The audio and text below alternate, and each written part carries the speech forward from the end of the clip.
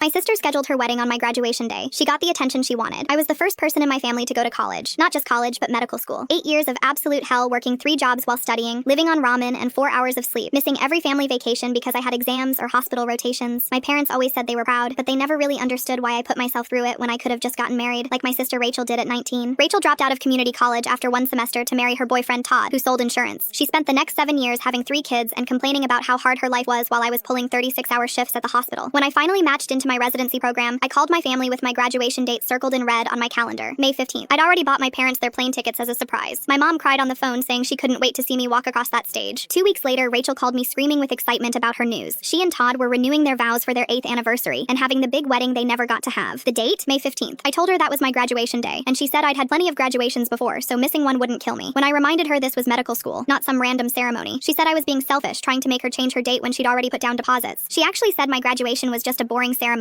but her wedding was a once-in-a-lifetime event. I asked her what about her first wedding, and she hung up on me. Rachel immediately called our parents crying about how I was trying to ruin her special day. She told them I demanded she change everything, just so people would pay attention to me. She said I'd always been jealous of her beautiful family and was trying to sabotage her happiness. My mom called me disappointed, saying Rachel already paid for the venue and it would be such a waste of money to change it. My dad said I could just get my diploma mailed to me. They chose her wedding. I said I understood completely and wished Rachel all the best. Then I got strategic. First, I called my extended family personally to let them know about my graduation. My aunts, uncles, cousins, and everyone who'd watched me struggle through school. I told them how much it would mean to have them there since this was such a huge accomplishment. Every single one of them already knew about Rachel's wedding, but when they heard it was the same day as me becoming a doctor, they all said they'd rather come to my graduation. My uncle, who paid for some of my textbooks, said he wouldn't miss seeing his investment pay off. My grandmother, whom Rachel was counting on to pay for the flowers, said she'd rather see her granddaughter become a doctor than watch Rachel get married again to the same man. Then I reached out to all our family friends, the ones who'd known us since we were kids. I told them how excited I was to finally be done after 8 years of sacrifice. They all picked my graduation. Even Rachel's own godmother said she'd already been to one of Rachel's and didn't need to see another. The best part was when I called Todd's parents. They'd always felt bad that they missed my white coat ceremony because of one of Rachel's tantrums. When they heard she scheduled her vow renewal over my medical school graduation, Todd's mom was furious. She said Rachel was selfish and they'd be at my graduation to support someone who actually accomplished something. 2 weeks before the big day, Rachel realized her guest list had shrunk from 150 to about 20 people. She called me sobbing, demanding I tell everyone to come to her wedding instead. I played dumb and said I thought she didn't want selfish people at her celebration anyway. She tried to get our parents to force people to choose her, but my mom was too embarrassed to call anyone after they'd already picked my graduation. Rachel had to call off the renewal because the venue required a minimum head count she couldn't meet.